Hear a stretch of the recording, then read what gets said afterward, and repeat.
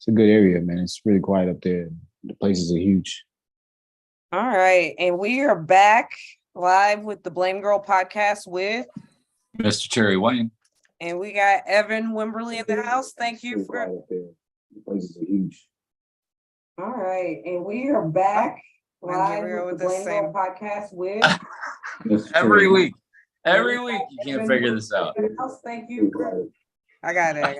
Sorry. That's what you get when you got a free producer, you know? Oh, all right. So anyway, and we are back with Evan Wimberley in the house. Welcome, Evan. Thank you. Thank you for having me. How was your weekend? It was pretty chill. I went to Design Miami, went to Basel convention with my son so he can get some art. Mm-hmm. But yeah, it was a fun weekend. Did you see?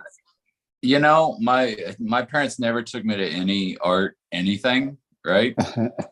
It just wasn't the way of the time, to be honest. But I can't imagine. Did he have fun? Was it fun? Absolutely. He's a big architectural guy, so he loves really. Really? How old is he? He's 6. He's 6. Six? Oh, what? 6, and he's like, look at that scoffing. Yeah, absolutely. Yeah, he's a builder, crazy. So he loves to build. He does Lego class at school. He's building trains all the time. So he's a big architectural guy. Yeah. So it was fun, man. We had a good time. Nice. What a smart kid. I would have been bored out of my mind, at an art thing when I was 6. Are you crazy? Terry, how was your weekend? Not that culturally interesting, to be honest. Like his son got more culture than I did this weekend.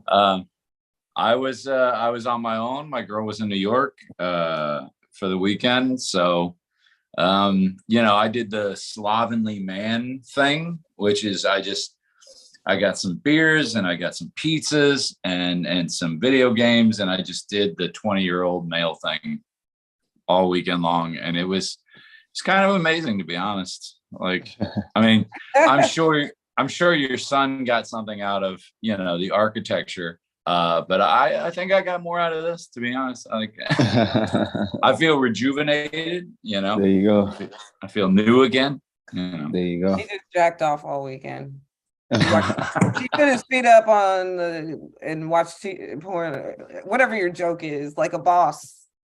Oh yeah. In the living room, feet up like a boss. That's right. Every man knows that feeling when you finally got the house to yourself and you can jerk off in the living room in peace. That's a great feeling for any man. I don't care who you are. Absolutely. Yeah. So my weekend was pretty good. I finally got a chance to try out Abby Ballin's room. She's at Kelly Brothers now, and she does the pop-off after she has an event at the Noodle Station still. It's not comedy, but it's something. And then she'll go over to pop-off for an all arts open mic. And I ended up winning, and I won a spot on the show next month. So that was fun. I didn't expect that at all. I didn't even know that was a thing. I just was swinging by to check it out. And it was fun. And then Saturday, I went with a friend. We watched the World Cup. We just walked down to the Ave on Del Rey and did a brunch, and that was pretty much it. The rest of the weekend I spent sleep or work. So anyway, all right, are y'all ready to get to it? Let's get it. All right, y'all. I'll warn y'all, Evan's coming in cold. I didn't do my good job as a producer and get him no worries. Prep. If my energy is low, I apologize. I just been vomiting for the last 2 hours. Oh my God, I'm so glad. We'll try to get through this as quick as we can. All right. Can we get the talents and ginger ale and crackers? Right. All right. So almost 4 weeks ago, 4 college kids, they were murdered, and there are still no suspects, y'all. Who's to blame? Coming straight out the gate with murder. Is it the cops? What college was it? University of Idaho. Why would that matter? Nah, I mean, who's to blame? I would say Idaho, the state of Idaho. Idaho is to blame. Like, they got to do better. I mean, no one really goes to Idaho. So, well, what else do they have going on? Is my first thought. Like, really, first major crime in probably 20 years, and you can't figure it out. Right. That's why, because they don't have the practice. That's what I think personally. I think it's. I don't know about that because I worked on Palm Beach Island for years. They have their own police force, and it's a huge police force for such a small amount of people. But there's so much money. To get Jeffrey Epstein. So there's so much money over there that they just sit around and they're just waiting. They're just like everything you imagine. Like a hungry cop that watched too many shows would be. They're just sitting around just like, oh, give me a reason to use this gun. Police is like money incentive. Like if there's no money incentive, they're not really gonna work hard for anything. I just think it's like some backwoods cops and they don't have the training, Maybe. I don't think they have the training. They said that this crime scene was very complex. There were 4 people that were murdered, 2 people in the house that weren't. It's a college house. All these kids it's a high traffic area. So there's all this. Well, I like everybody evidence.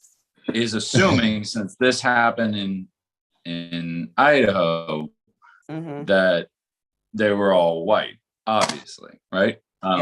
So like if you can't rouse up enough community spirit for 4 college white kids, I mean, right. In America? Like I'm just saying, like, what do any chance of us have? They do. There's a lot of community spirit for these kids, but it's still not solving anything. They have no leads. It's been about 4 weeks. I don't know. And then it's like, it's multiple victims. So 4 people ended up dead with a knife, ironically in America, but with a knife. And they all had different lives. They're part of sororities and fraternities. Wait, they got stabbed? 4 people got stabbed? Yeah, at night. Oh, they deserved it. They deserved it. What? Okay, Kanye. I kind of get where he's coming from, though. He's like, look, if you're in a group and you see one person get stabbed, you might freeze. If you see 2 people get stabbed and you're not running already, it's kind of on you. You missed it in their beds while they were asleep. This happened. I don't care. How deep do you sleep? That's how Ted Bundy did it. Like he snuck into a sorority and killed people while they were next door to other people. There were 2 people in the house that didn't get stabbed. I don't know about woke that. Up to this bloody scene. If somebody opens their eyes and I'm asleep, I hear it. So he ain't about to stab me while I'm sleeping. Well, okay, let's look beyond the obvious. Let's say there was some extenuating circumstance. The more details you put into a crime, the more evidence there usually is to follow. Right. Yeah, the more evidence. This is the ineptitude of the police force of Idaho, is what this is. Your connection's a little slow, Terry, I think. Huh? I think your connection might be a little slow. My connection? All right. Well. So, yeah, there's like multiple theories swirling about it. Do y'all think like it's a serial killer, or do you think it's like Nah. I saw the pictures. I saw the picture of them white girls. Like, this is personal. Somebody got shot down too hard. Oh yeah. That they would kill 4 other people. And if you think about it like this, is a college student sophisticated enough to pull off something like this and not get caught? Well, I mean, killing people is like Pringles. Once you pop, you can't stop. Like if you kill one person and somebody sees, they got to go. Like it's just the once you're in it, you're in it. But you don't think it's like a serial killer case, Evan? What do you think? I mean, I don't know, man. It's Idaho. Anything goes in Idaho. Like it could just be a hunter. Yeah, so that's a tough one.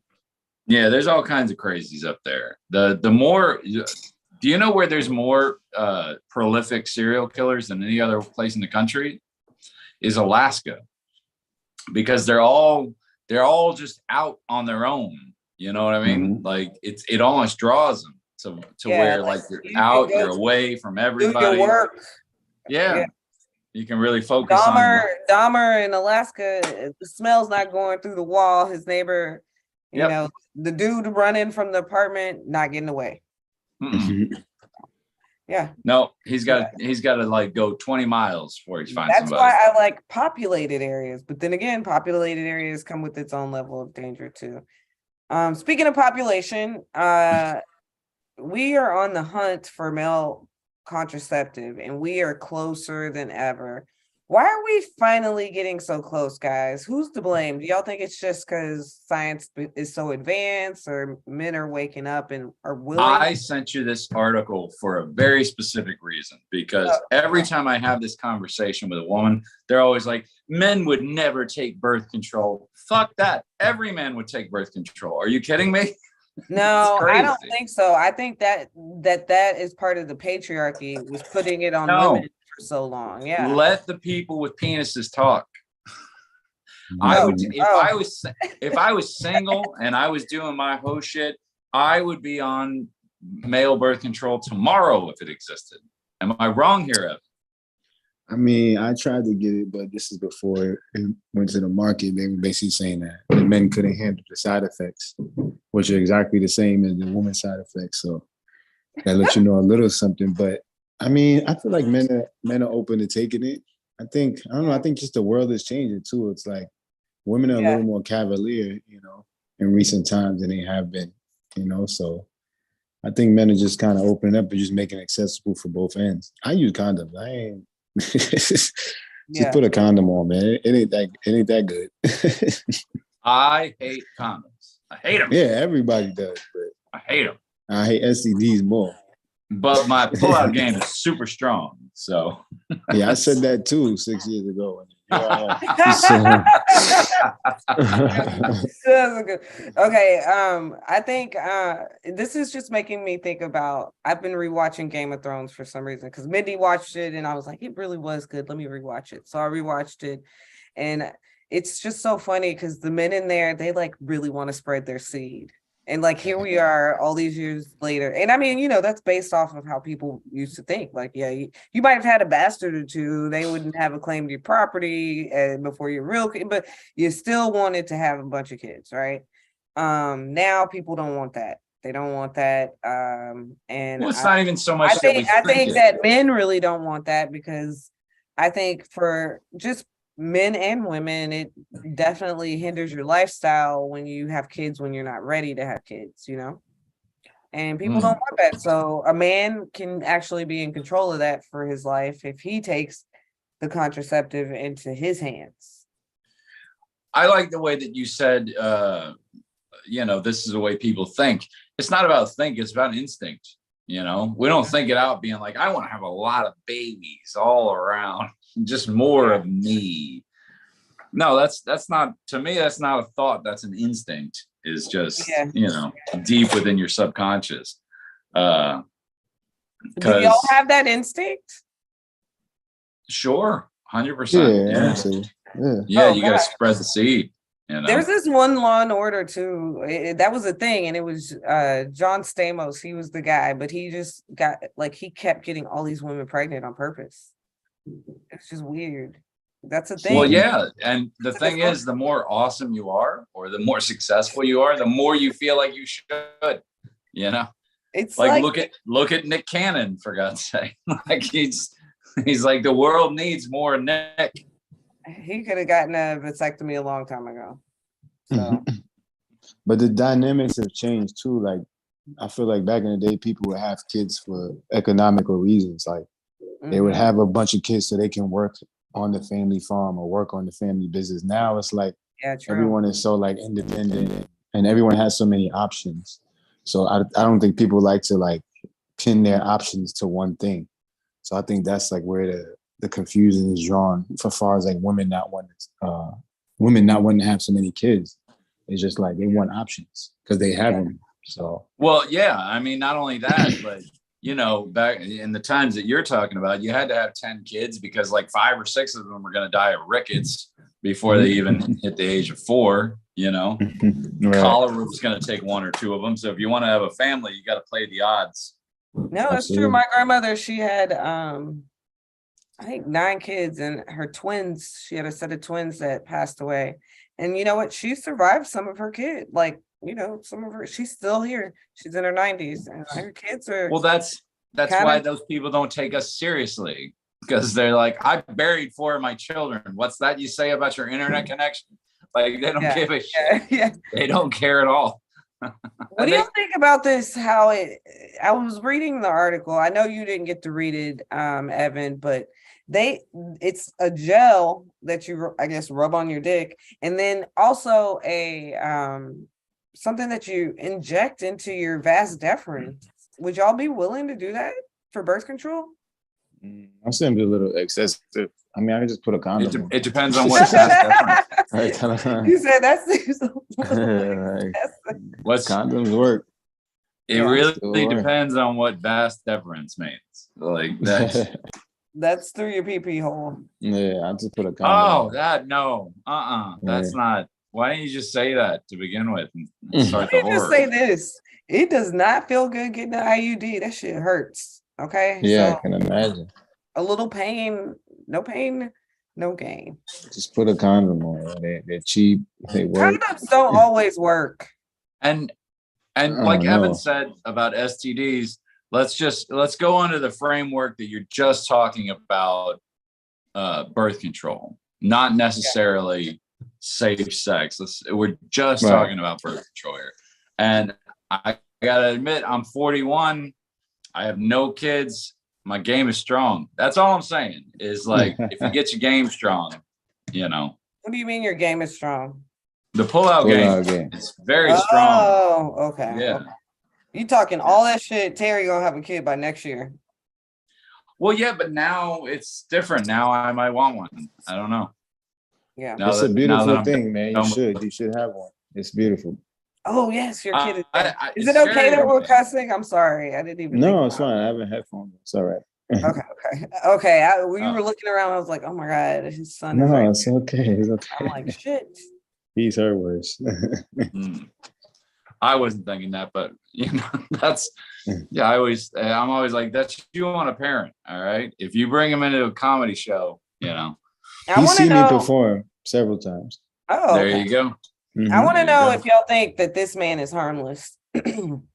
Jerry Jones. The Cowboys. Oh, we mean harmless. Yeah. Jerry Jones, he has been sidestepping lately. He's been spotted in a civil rights photo blocking the entry of a woman trying to go to school. And he is sidestepping, seriously addressing his appearance in this photo. I mean, I don't even think he's sidestepping. I mean, he's an NFL owner, and he's the owner of the Cowboys. And it's obvious that he probably have some type of prejudice in his life. And I don't even, not that I don't fault him. You don't think that he should address it now that it's come to light that that's him in the photo? No, I mean, what be like, yo, it was wrong for me to do that. But he don't think it's wrong. It'd be nice to hear him say that now, but what's it really going to change? I mean, you're talking about an 80-year-old man from Texas. So y'all think we just he probably said some inappropriate shit throughout his life. Like, that's probably I mean, he tried to block this lady's way to school. No, he was a segregationist. He was just standing there. But so was everybody else at that time. That's the thing, is like, we keep trying to judge people in history with the optics that we have now. And it's just not, I'm not even going to say, like, I'm not going to say it's not fair. It's just not the same ballpark. But I don't even think it's that, Terry. I think the same yardstick. I think this is the problem. They shouldn't be so fucking afraid to address these things that they did wrong in their life. You know, that's what they did. You were a segregationist. You fucking, like everyone's been making fun of. Michael Chase said it on Saturday Night Live. I heard it. He has a bunch of Black men on the field that he pays to work for him. So it's weird. So say something about it so that we don't feel like we should fucking hate you. That's all I'm saying. I mean, I don't give a fuck about Jerry Jones. I'm a Texan. Everybody likes Dallas. Mm-hmm. Mm. No, you well, can't listen. I mean, again, I understand the fear on their side, right? Because imagine like you did something terrible in your life, and then 30 years later, somebody finds out about it, and then they want to blow you up because of it. Like I understand the fear in that because you can't undo it. But then again, I also understand your side of it where you're like, just come out and say like, yeah, I fucked up. It was a crazy time. Everybody was kind of fucked up, you know. But I mean, luckily it's better now, so nobody has to be fucked up to fit in. With racism, like people gotta understand, like it's not like white people woke up one day and were like, "Oh, let's start being nicer to black people." Like it's never been that. It's always been like black people fighting and dying for them to just get like the bare minimum things.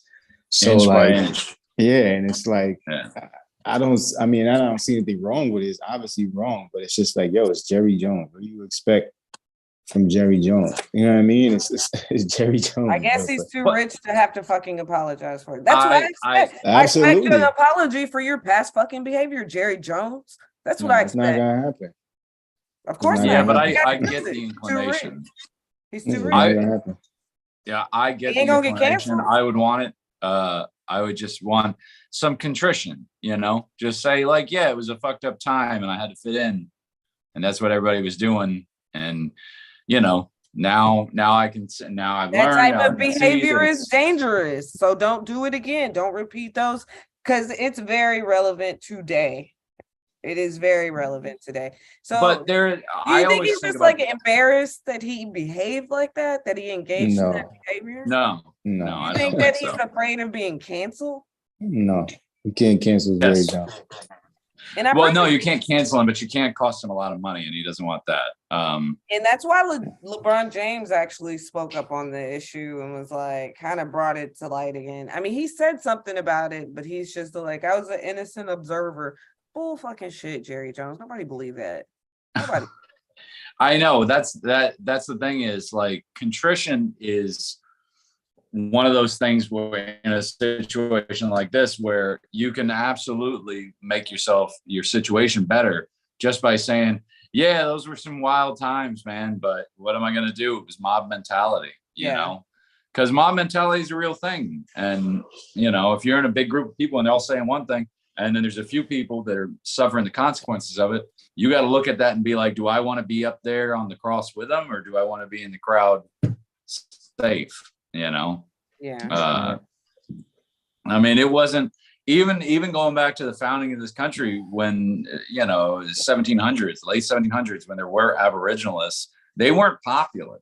You know, Aboriginalists had to suffer quite a bit because, I mean, I don't know how I don't know if you know how Lincoln's story ended, but wasn't that great?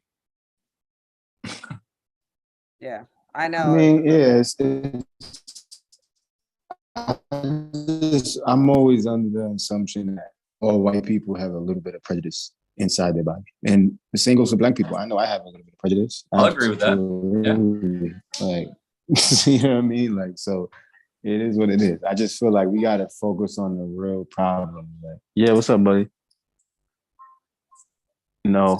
So I always just focus on like, you know, people going to do what they do. I mean, what are they going to do? I mean, he got a black quarterback, he got a black running back. Are they going to stop working for him? No. You know what I'm saying? So it's like, if y'all not going to stop working for him, then what are we talking about? You ain't getting canceled. It's hundreds of black Cowboys fans. Like, they're not going to stop rooting for the Cowboys. It's got nothing to do with that. It's just to show that you've changed. It has a lot to do with that. If you can't even show at the very minimum that you changed, you fucking suck. I mean, yeah, he definitely sucks. I like what Evan said because money beats morality every day of the week in this culture. Yeah, absolutely, especially in America. But the thing too is people got. But it doesn't for black men because like Kyrie Irving got all like they got him to kind of completely. But I mean, with that said, that's something that he did recently. Yeah, but how? Because they fuck with his money. That's how. Yeah, and you can't fuck with Jerry Jones's money, I guess. But you can, but we won't. So no,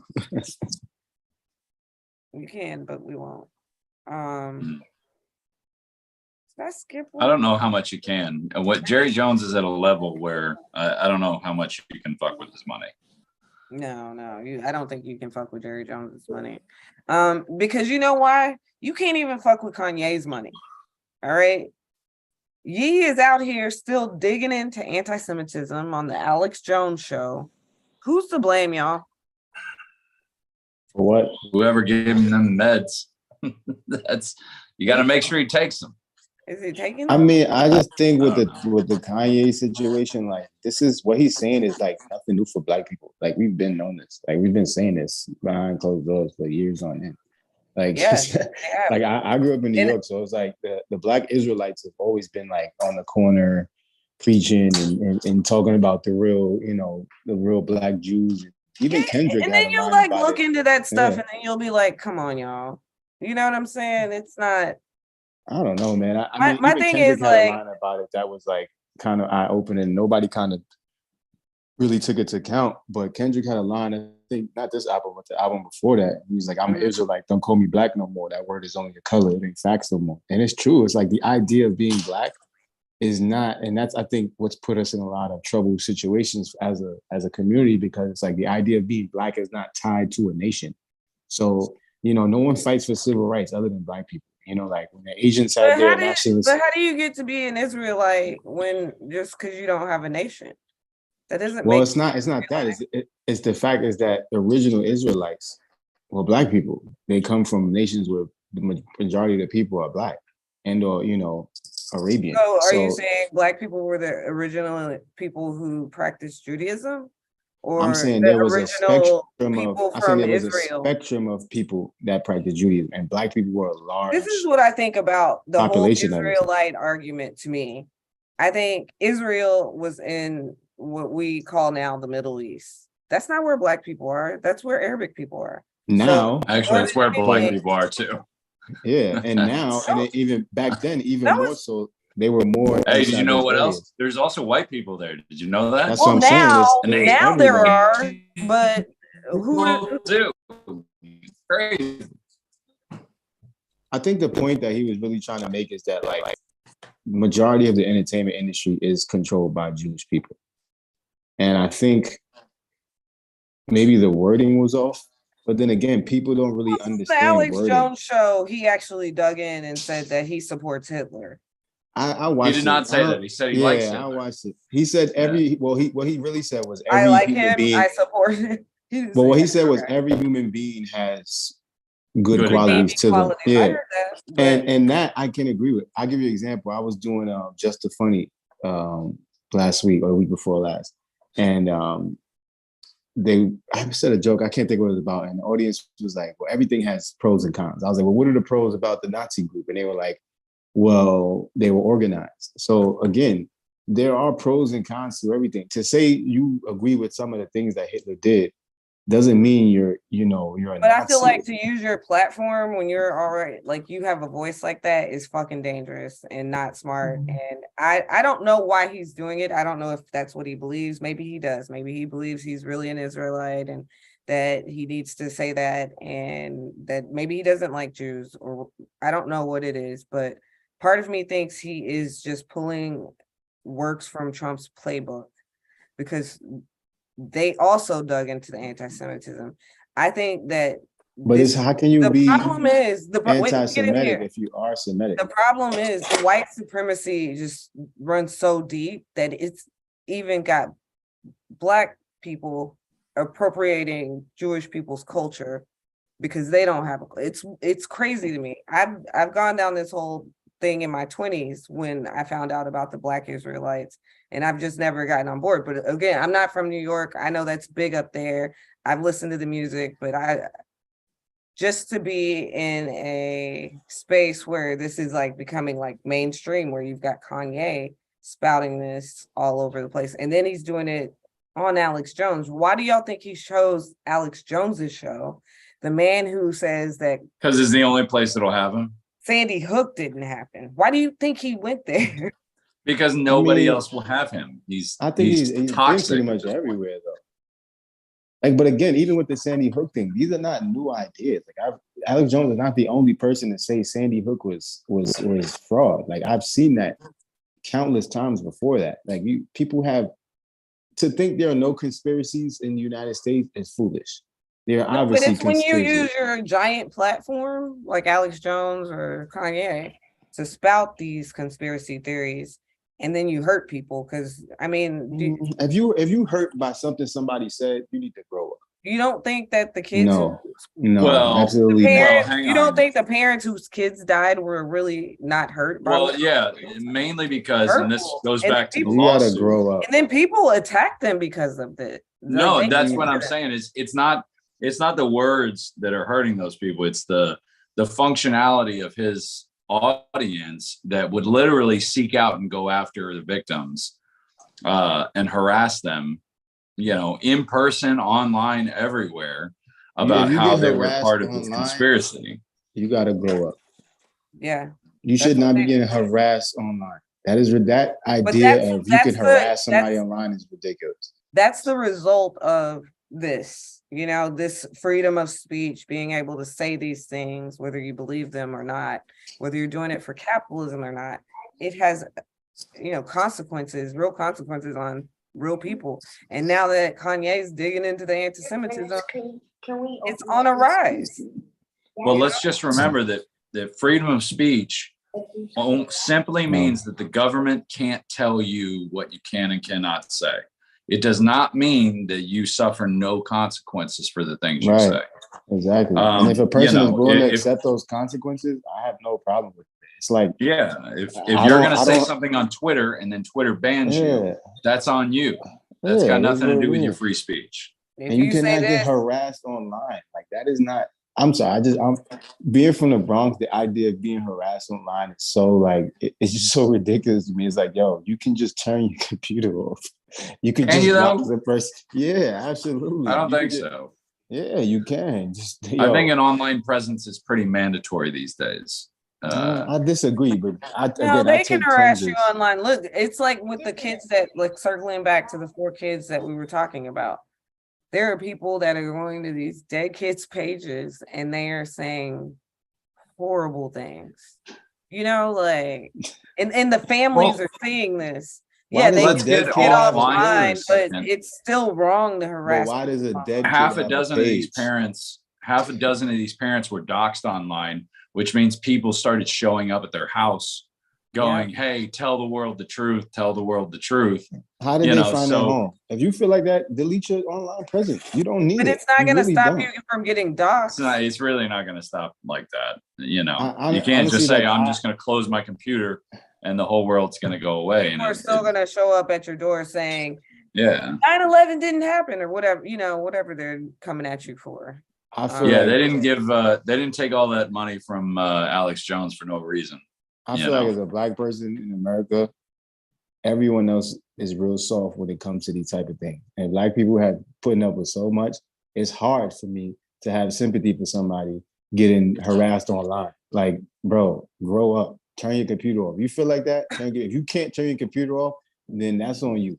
And you're going to sit there and get harassed. But you do understand the difference. It's you getting harassed online and then people start showing up to your door. How do they know where you live? That's also it's called doxing. It's where your address. Certain people will track you down, then they'll publish all your information, your address, your telephone number, your email, everything. And people will come there and harass you in person. Yeah. So it spills over from just internet harassment to real life. They did this to the Sandy Hook kids' parents and family members. Yeah, a lot of them. I know that. I don't have any sympathy for it. Damn. Wow. Cold-blooded. I definitely have hard nose from Evan for the Sandy Hook parents. And you know what? I have sympathy for anybody who's going. I wouldn't want anybody to experience Well,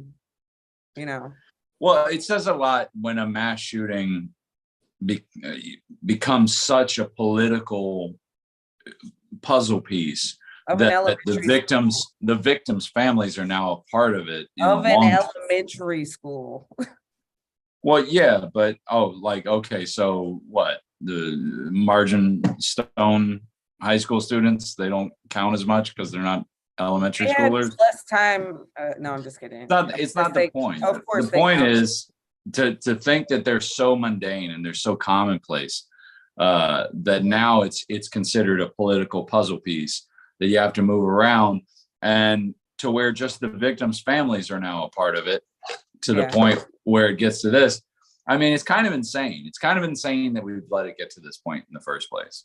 And that's the thing. I don't know if it's because of the limited free speech, or because there's markets for this type of speech, or because these guys are being attention whores. They know that, he's palling around with, or he was palling around with Milo, but him and Milo have parted ways. He's palling around with Nick Fuentes, known white. That's my son's name. Nick Fuentes. No, Milo. Milo's Milo. Milo Yiannopoulos. But nonetheless, he's hanging out with these people for the attention, maybe, and that's why I think it came out of Trump's playbook. But he's running for president. He's drumming up attention, and again, there is a market for the attention he's putting out there. Clearly, so I think we need people like Kanye. You can't. First of all, Evan said, how can you be anti-Semitic when you're Semitic? I could never believe that Kanye is Jewish in any way, because if he was, he wouldn't have lost all that money, to be honest. But it's not, Kanye is not Jewish. I know. He's a Christian. But again, but the root of it is that Black people are also from Semite. They're also Semitic. So it's impossible for you to be anti-Semitic. Just because you make a critique of something doesn't mean just because it's called anti-Semitic and it means hating Jews doesn't mean that you don't hate Jews if you're Semitic. You know what I'm saying? Like that, you just meant I mean, what did he say that would make you think he hates Jews? Like that's what I want to get at. Everything he's been saying. Like what specifically? I'm gonna go DEFCON on the Jews. Why would you say that? DEFCON 3 means protection. I know what it means. I've been following this story. Why would you go into talking about Hitler's redeeming qualities right now? Well, DEFCON 3 means you go to war. No, DEFCON 3 means you protect yourself for a valid threat. It doesn't mean you go to war. It means you protect yourself for a valid threat. If the country goes DEFCON 3, that means something is coming and you have to protect yourself. I don't think people understand what that means when they look at DEFCON. No, I know. I remember everybody breaking it down after it happened. Yeah. It doesn't take away from the message he's putting out there. He knows. What's the message? Jewish people own the entertainment industry. Do they not? Like let's start with that. Do Jewish people own the entertainment industry? I'm not. I'm telling you, I would say 100% do. See, that's what I'm saying. I would say it's white people personally, but no. If you look at the majority of entertainment companies and the people that are executive, what's the most watched channel on the planet? Depends on what country you're in. No, just what's the most watched channel on the whole planet altogether? What? Fox News, and that's owned. That is not owned by Jewish people. That is owned by Rupert Murdoch, an Englishman who started Fox News specifically to get the market share that he's got right now. So when you say that they own it, I'm like, I don't know if they own it. I mean, but let's look at Viacom. I'm not going to say there's not a lot of Jewish people in the entertainment industry. That would be foolish to say. There are a lot. There's a difference from saying that there's a lot of Jewish people. It's like Dave Chappelle said in the stand-up that he did, saying that there's a bunch of Black folks in wherever he said Flint, Michigan, doesn't mean that they run Flint, Michigan.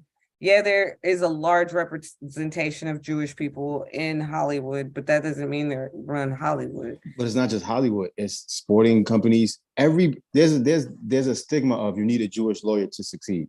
That stigma exists for a reason. That's not a coincidence. That's because of Hitler. But it's not because of Hitler. It's a stigma for a reason.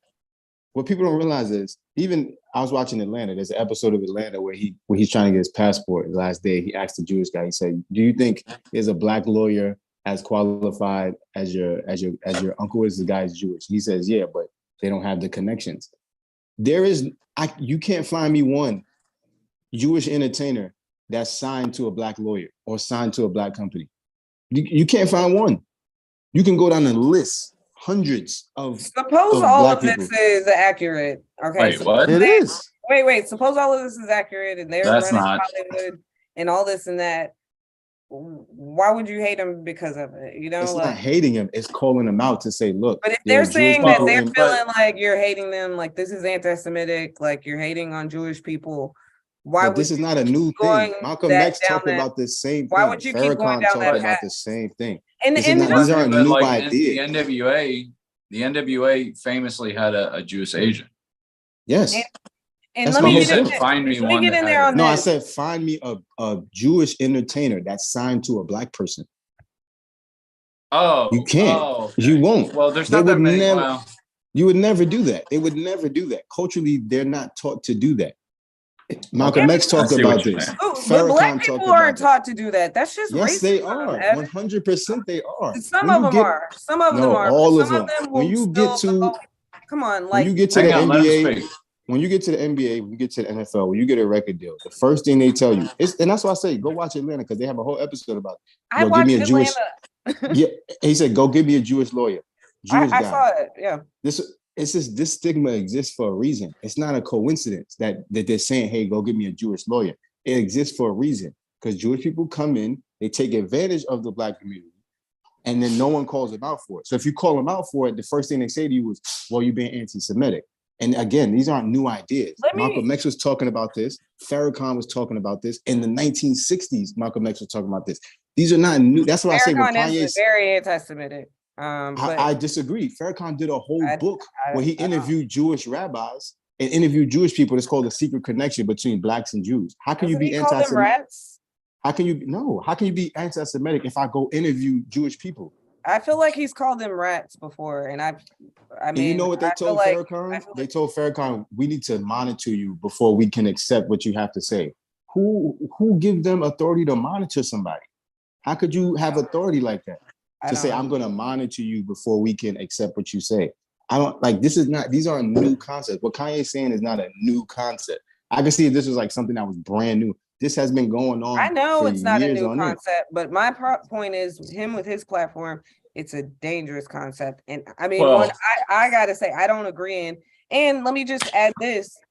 I saw a video the other day of some Black Israelites in New York talking about killing Jews.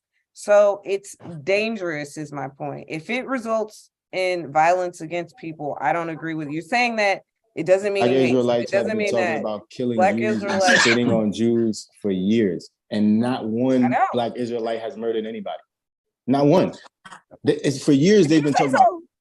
For years, it's going. Seen some information to the contrary, but black people do not kill white people on a mass amount in America. That does not happen. I'm not saying it's on a mass amount, but it doesn't. Have a blind spot. It's not a blind spot. You gotta understand. Black people don't have the authority to kill white people in America, whether they're Jewish or not. They don't have the authority. They can say whatever they want, but it doesn't relate to anything. It doesn't actually happen. You can say what you want, but not Kanye. Nah, I love Kanye. We need, as a black man, straight black man. I love Kanye, but I can't. I feel like as a straight black man, it's empowering to see whether I agree. I don't agree with everything he says. I don't agree with everything any human says. You should always have balance and boundaries in what you agree with. But as a straight black man in America, it is empowering to see a black man who is not bounded by fear, no matter what he says, whether it's positive, negative, or what. He's not bounded by fear. He says what he wants. He deals with the consequences. He takes responsibility and accountability for it. I like Hang on now. You basically just made the same argument for everyone that likes Alex Jones or everyone that likes Steve Bannon or everyone that likes the Ku Klux Klan. Is like, It's nice to see you standing up for your principles. Absolutely. That's not a good thing all the time. Because sometimes I think it's a good thing. Because as Black people, we have never had anybody like that. We've never had anybody that's gotten to the level where they can say what they want, deal with the accountability, and move forward. We've never had anybody like that. Name me another person we had like that. Anybody we've had like that, they've killed like this. Malcolm X, dead. Martin Luther King, dead. I can go down the list. So wait, are you saying that Kanye's next? No, I'm saying Kanye getting gone? I'm saying he's not going to get gone. And because of that is what I appreciate. You have to be fearless. No matter if people agree with it or not, you got to be fearless. And this is the last thing I'm gonna say on it, and then we're gonna interview you as a comedian. But what if you're wrong? That's a human quality. Being wrong is a human quality. You cannot learn anything if you're not wrong. I think that Kanye and often Black men spout a lot of white supremacy. And that's just what I think is happening here. It's gone completely full circle to where you have someone telling us what was good about the Nazis, you know? What about when Kanye said that slavery was a choice? What's wrong with that? You gotta understand something. When a black person, I looked into that. Do you think Harriet Tubman chose to get free, or do you think she woke up one day and it was like, all right, Harriet, go run, go protect everybody? She made a choice. I'm gonna get free. I'm gonna take the risk. I'm gonna bring everybody I can, and I'm not afraid to die for doing it. That is a choice. This is the problem. What they tell Black people: you don't have no choice. White people enslaved you. You can't do nothing without the white man. This is what they tell us, and then because of that, we depower ourselves. We don't tell ourselves we can do things on our own. The jargon is, if white people allow it, you can do it. No, I don't agree with that. I mean, I grew up learning about slavery, and I still always push forward to persevere because you know what I was also told in America: you can do anything you want. And you're also kind of mixing the cultures between now and then, because like what I was saying was, I appreciate. I wanted to see what he meant by that when he said it, because to me it sounded crazy, and I was like, it can't be this crazy. It can't be as crazy as it sounds. So let me look into it. And there is a theory that they say that slavery was a choice because you could always end your own life instead of being a slave. Like it's a psychological not a fucking choice. I know it's not a choice. You're not hearing me out. I know it's not a choice, but some people say yes, it is a choice. You could either choose to die or be enslaved. Yeah, that's 100% a choice. It is a choice. It's a shitty choice. Yeah, it's a terrible choice. Yeah, it's a terrible choice, but it is as far as Harriet Tubman's concerned. You have the chance to run, but you're running through whole states. Yes. You know how long that takes? Yes, and that's why she's Harriet Tubman, because she chose to get free. If she would have said, you know what, I can't, I'm stuck, I don't have no choice. I'm a slave. Those other slaves were losers. They didn't choose to get free. Like, it's not about losers. Evan. It's fear. No, fear exists. Why can't two things be true? Fear exists. A person could be afraid, and it's okay to be afraid. It's okay to be like, you're well, right, I'll but just it's live also as a slave rather it's than also okay to not be afraid and say, you know what, I'm willing to die. I'm willing to risk my life to get free. Because if she hadn't done that, then what? To be like slavery was. Hang on. This is the problem that people have with these arguments, is because you have to understand, Evan, that when you say things like this in this context, even though it's not the way you mean them, you sound like a slaver apologist. Like for some reason, they're not as bad people as we make them out to be, when they really are. They really are. They're terrible. I hope that anytime, if I've been alive any other time in history, I always knew that slavery was wrong, that I always knew that it was wrong to not like someone just because of their religion or their ethnicity, or it's not about that. You know, like I hope it's not about not liking them. That is wrong. It's 3/5. You weren't taught that you're better than them. You're taught that literally you're a different creature. Like you're a different, people didn't own slaves going, aha, I own other people. They own slaves like, oh, yeah, these are just like my oxen. These are just things that I own that are meant to work for me. Like it was a whole different mindset. They weren't people in their minds. I'm less interested in what people sound like. Like you said, you sound like you're forgiving slavers. No, I don't care what people sound like.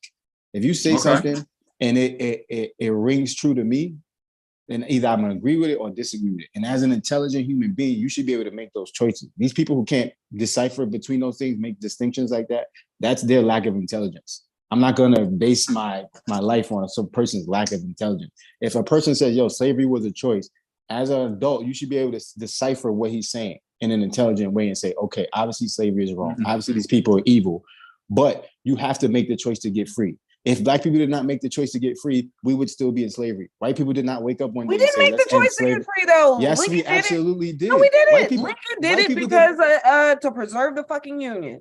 That's why white people did not wake up one day and say, "Let's end slavery." No, they didn't. Lincoln was like, "Oh, I got to keep this United States together," so he fucking made it. But it's deeper than Lincoln. There are people that were going to the United States talking to Lincoln. There were black people, educated black people, who left us out and went to the Northeast and said, "Look, Lincoln, this is what you need to do. You need to have this, this, and this, and this, and this." And that's how. And of course, Lincoln made a political move. But again, you cannot sit there and tell me that white people just woke up one morning and was like, "All right, we don't want to have slaves no more." That is not the case. Because it's not black people didn't wake up and was like, "We're tired of being slaves, so now we're not." They absolutely did. That's how it went down. They absolutely did.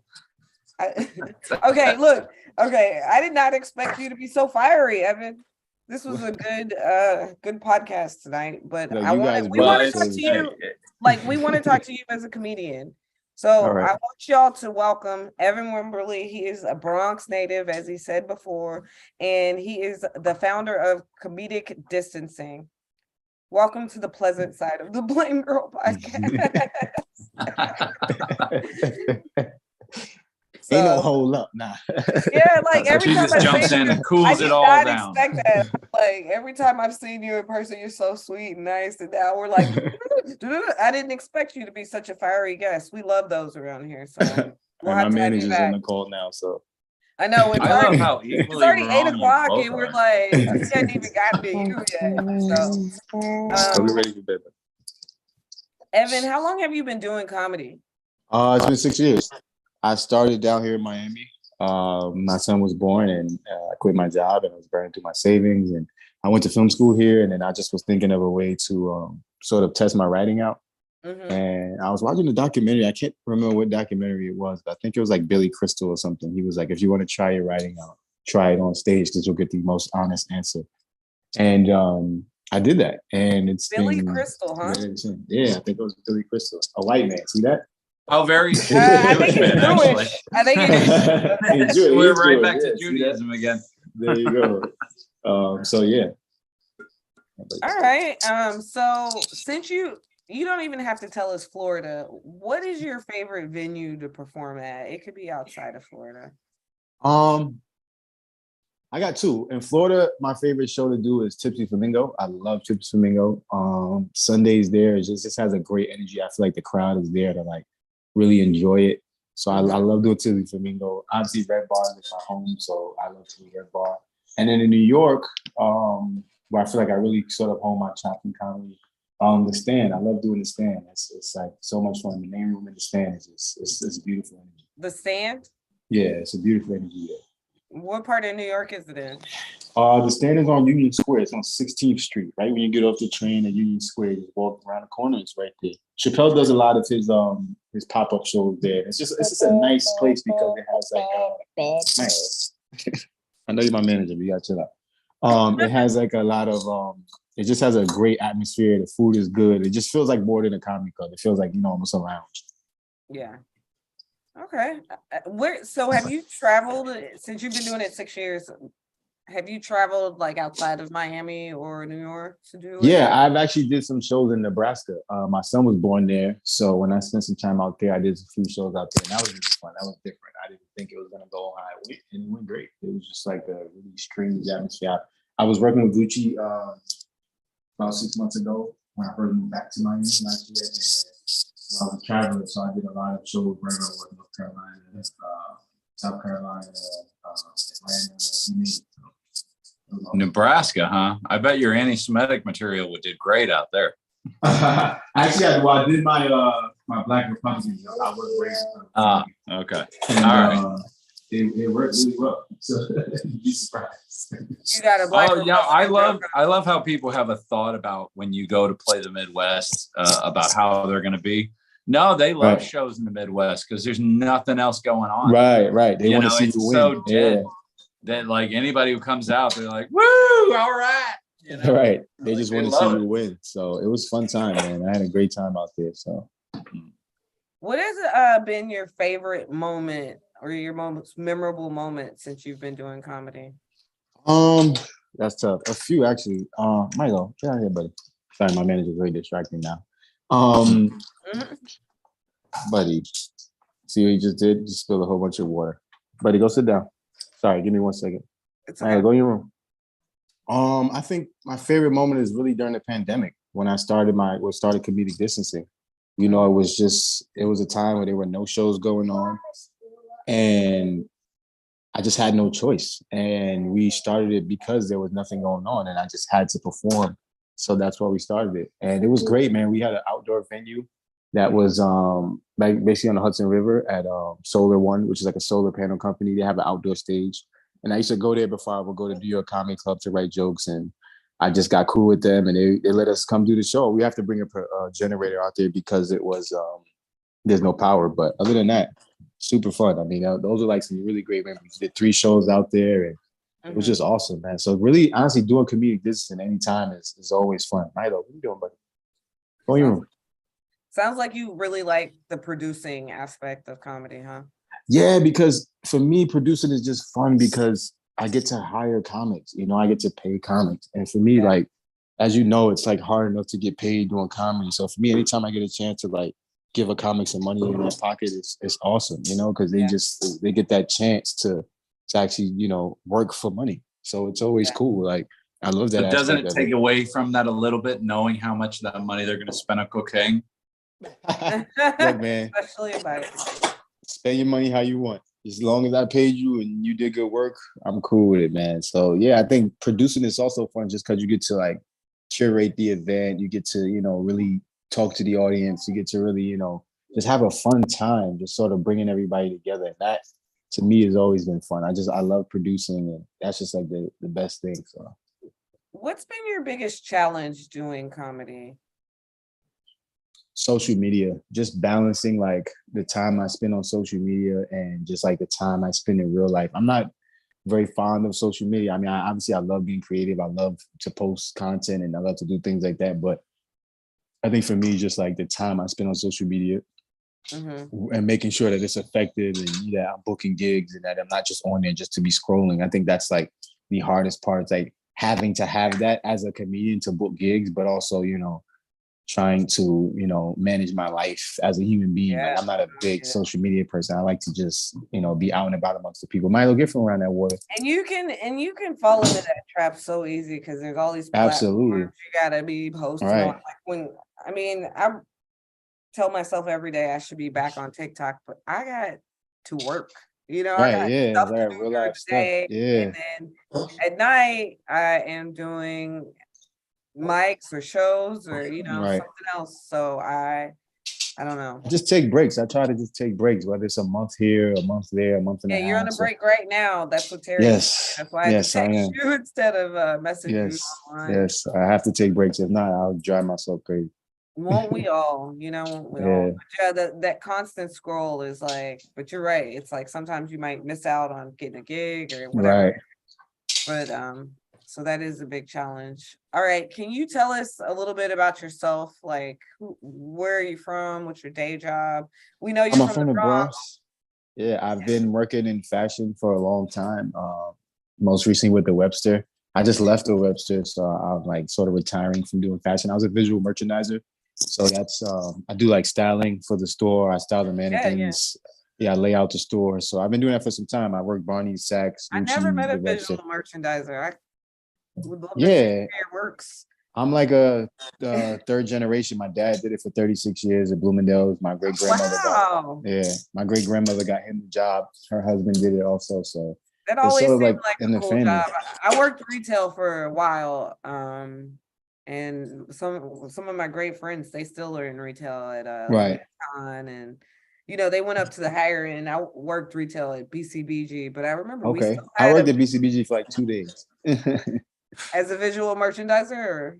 Actually, that's nothing. Like a friend of mine, an old manager, I had moved back to New York, and she was like, "If you want a job, you can get it." I was like, "All right." So I came in for like 2 days, did nothing. I was like, "I can't. This ain't for me." But he said he was too good for BCBJ.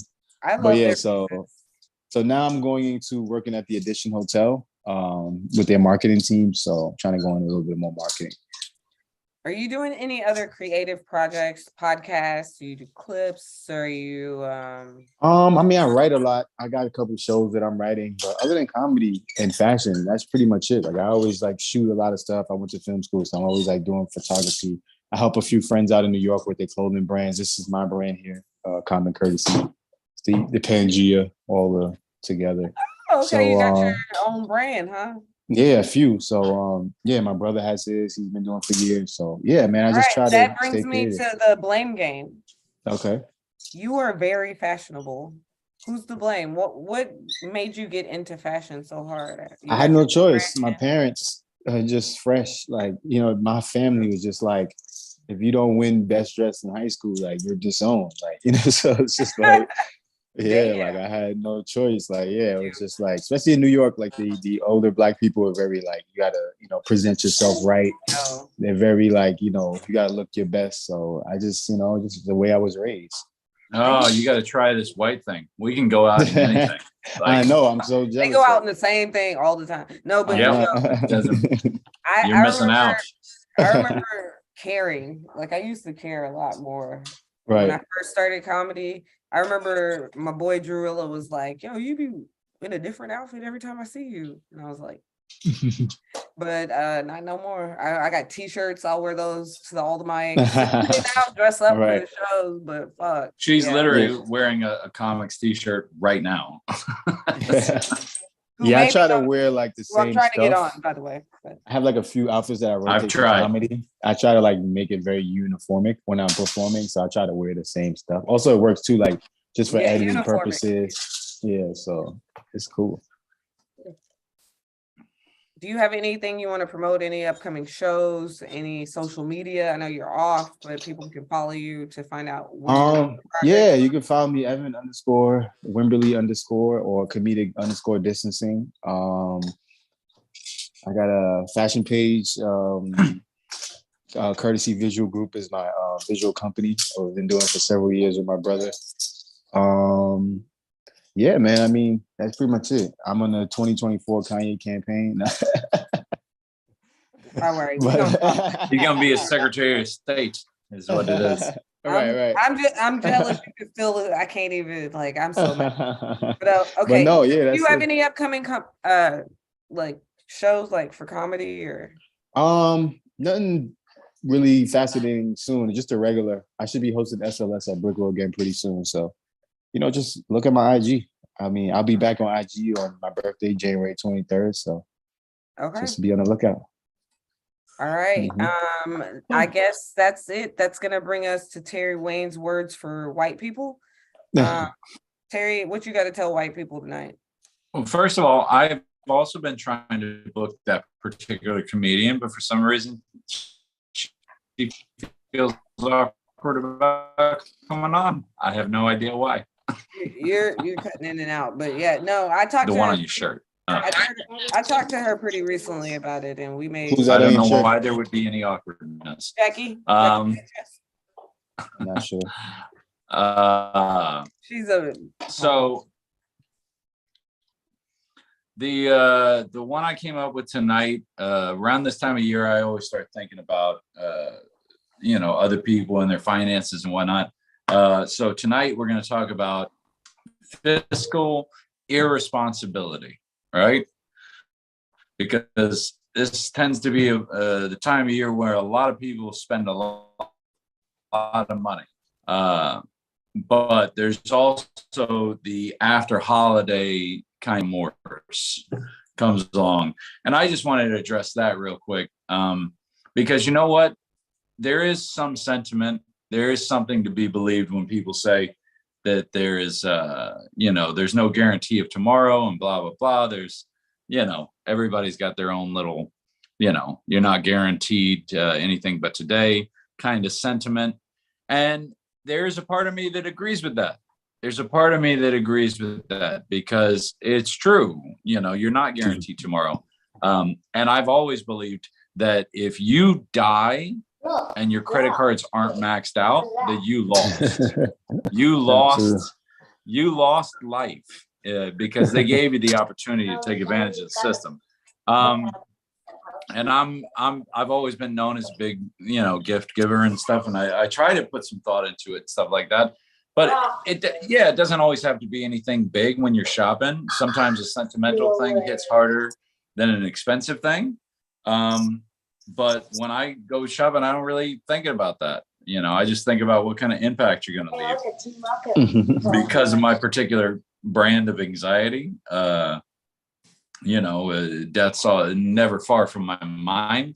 And because of that, I've been able to do some pretty amazing things for people in my life when it comes to this time of year, or when it comes to just being generous in general. But I'm saying this is my holiday message to the shoppers out there. If you really feel like something's going to make an impact and it's really going to be like a Rosetta Stone moment in your life, no regrets. Whatever you do, just do it and leave it behind. No buyer's remorse, no regrets, no thinking back on it and how you should have done things differently. If you're going to do it and enjoy it, because if you do it and you don't enjoy it, then what was the point?